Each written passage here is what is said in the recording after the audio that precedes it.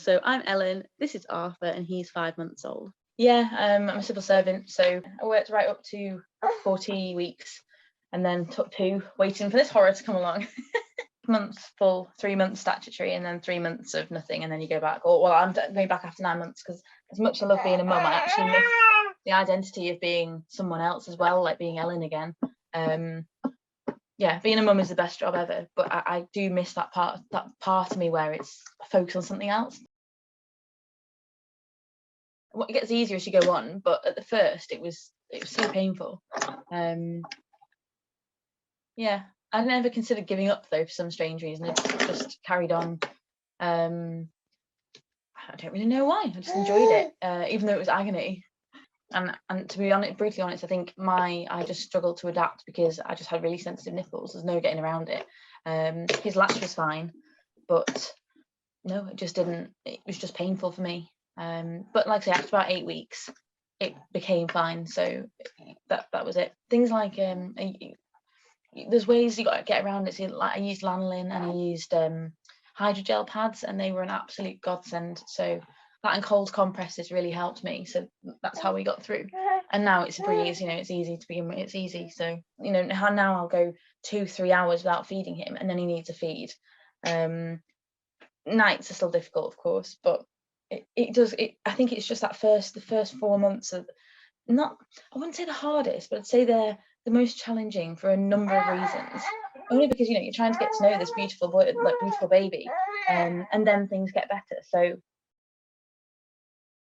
that was the worst thing through lockdown as well, and COVID, because especially being pregnant, and I was really, really lucky that my husband was able to be with me for the whole lot of my birth, because otherwise I'd been on my own from Saturday at 8 to Monday morning at midnight, or 1 a.m. before, and I'd just been doing it. It would be hot, it would have been awful. And I know that some other poor ladies have gone through that, and I can't imagine that's easy. Well, I know it wouldn't have been easy at all. So yeah, lockdown didn't help, especially with pregnancy as well, because you're just on your own, and then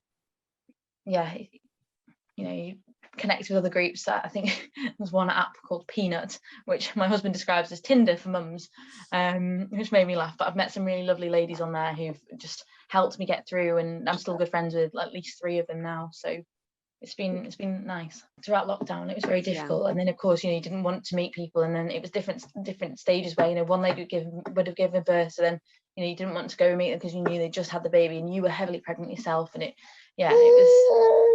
was hard. Exactly. Not that you noticed.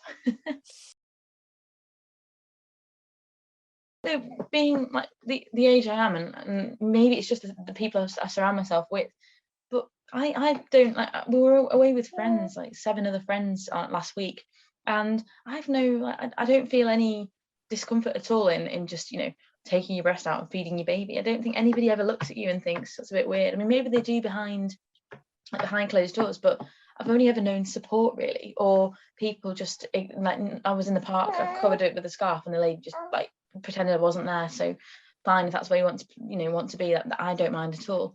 But I think because we live in such open times nowadays, where it's normal to have, to choose your sexuality and to choose your gender and to choose to make your own choices. I don't know, maybe I've not come across people who are really, really set in their ways and old-fashioned about it all, but I'll feed in public. Sometimes I'll use a scarf, sometimes I won't. It depends on how I feel. But I've never come across anybody who's really anti, or who is really made to feel awkward by me breastfeeding. They'll always be polite and be like, do you mind if I breastfeed? But then again, when it's in my house, I kind of think, well, if you said no, I'd be a bit annoyed, because you see what I mean. If you can, it's brilliant, it's the best thing ever, but I know lots of people can't, and it's kind of a fine balance between encouraging when those who can, and making sure that you try if you can't, and making sure that you try, and then realizing, right, okay, the baby doesn't latch, I'm not producing enough milk, that's fine. But I don't know, I just love it. It's been the highlight of my mothering journey so far. It's lovely.